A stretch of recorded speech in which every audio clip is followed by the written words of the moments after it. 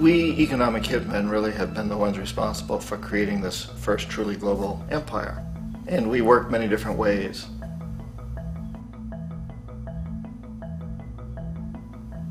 But perhaps the most common is that we will identify a country that has resources our corporations covet, like oil, and then arrange a huge loan to that country from the World Bank or one of its sister organizations. But the money never actually goes to the country. Instead, it goes to our big corporations to build infrastructure projects in that country, power plants, industrial parks, ports, things that benefit a few rich people in that country, in addition to our corporations, but really don't help the majority of the people at all. However, those people, the whole country is left holding a huge debt. It's such a big debt they can't repay it, and that's part of the plan, that they can't repay it. And so at some point, we economic hitmen go back to them and say, listen, you owe us a lot of money, can't pay your debt, so sell your oil real cheap to our oil companies. Allow us to build a military base in your country, or send troops in support of ours to someplace in the world like Iraq, or vote with us on the next UN vote.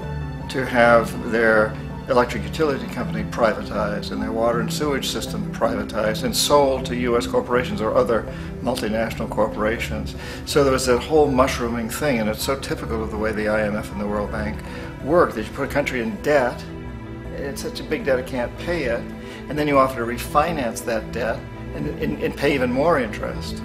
And you demand this quid pro quo, which you call a conditionality or good governance, which means basically that they've got to sell off their resources, including many of their social services, their utility companies, their school systems sometimes, their penal systems, their insurance systems, to foreign corporations.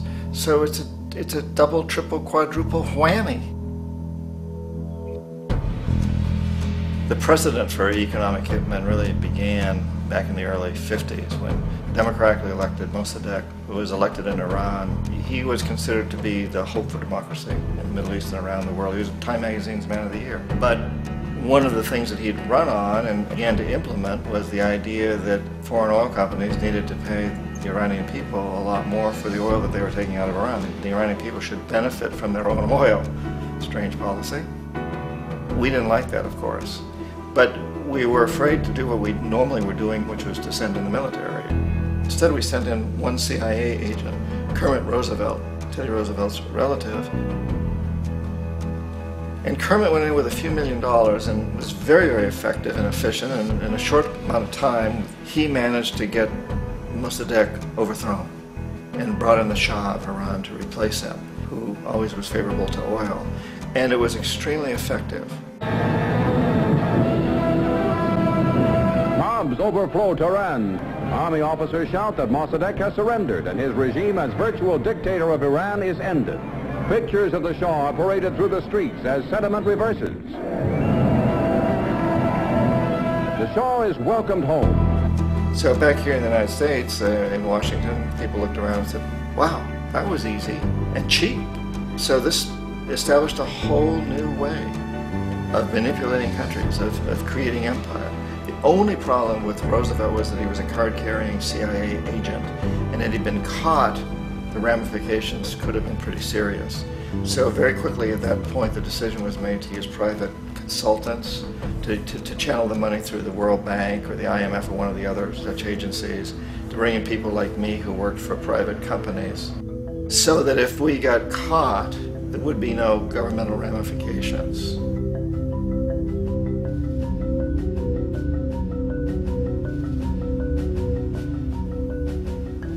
When Arbenz became president of Guatemala, the country was very much under the thumbs of United Fruit Company, the big international corporations. And Arbenz ran on this ticket that says, you know, we want to get the land back to the people. And once he took power, he was implementing policies that would do exactly that, give land rights back to the people. United Fruit didn't like that very much. And so they hired a public relations firm, launched a huge campaign in the United States to convince the United States people, the citizens of the United States, and the press of the United States, and the Congress of the United States, that Arbenz was a Soviet puppet, and that if we allowed him to stay in power, the Soviets would have a foothold in this hemisphere. And that, at that point in time, was a huge fear on everybody's mind, the Red Terror, the Communist Terror. And so, to make a long story short, Out of this public relations campaign came a commitment on the part of the CIA and the military to take this man out.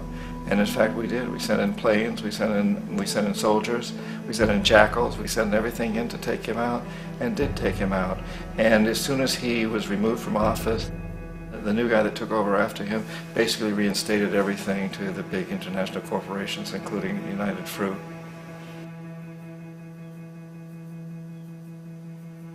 Ecuador for many, many years had been ruled by pro-US dictators, often relatively brutal. Then it was decided that they were going to have a truly democratic election. Jaime Roldos ran for office, and his main goal, he said, as president would be to make sure that Ecuador's resources were used to help the people.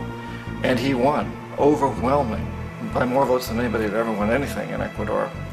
And he began to implement these policies to make sure that the profits from oil went to help the people. Well, we didn't like that in the United States. I was sent down as one of several economic hitmen to change Roldos, to corrupt him, to bring him around, to let him know, okay, you can get very rich, you and your family, if you play our game, but if you continue to try to keep these policies you've promised, you're going to go. He wouldn't listen. He was assassinated.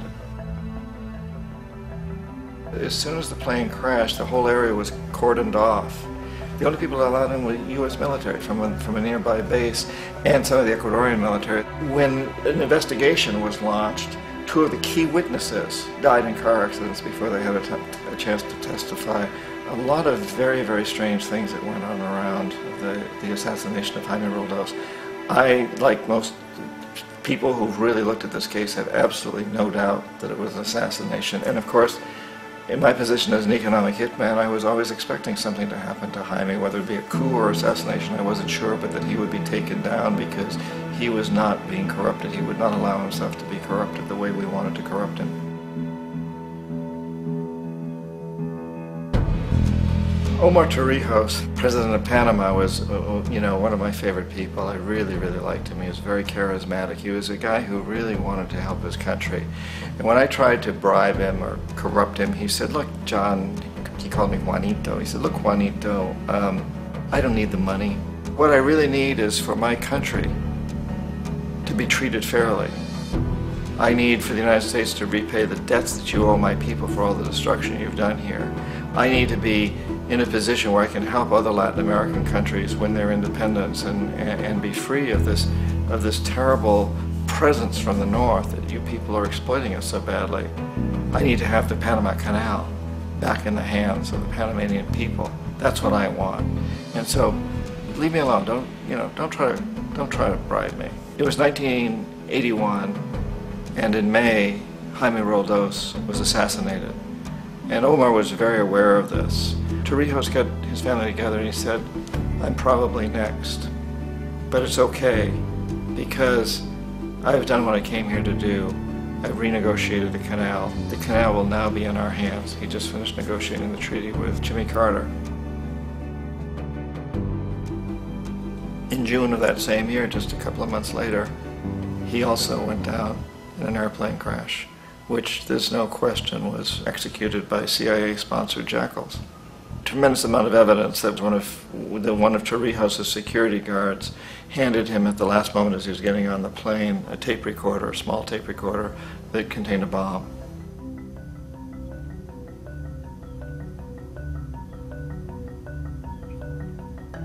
It is interesting to me how this system has continued pretty much the same way for years and years and years, except the economic hitmen have got better and better and better. Then we come up with, very recently, what happened in Venezuela. In 1998, Hugo Chavez gets elected president, following a long line of presidents who had been very corrupt and basically destroyed the economy of the country. And Chavez was elected amidst all that. Chavez stood up to the United States, and he's done it primarily demanding that Venezuelan oil be used to help the Venezuelan people. Well, we didn't like that in the United States. So in 2002, a coup was staged, which there's no question in my mind, and most other people's minds, that the CIA was behind that coup.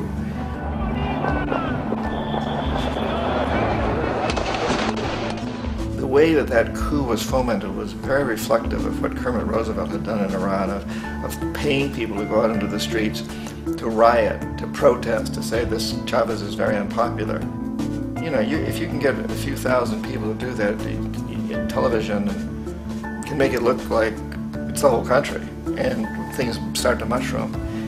Except in the case of Chavez, he was smart enough, and the people were so strongly behind him that they overcame it, which was a phenomenal moment in the history of Latin America.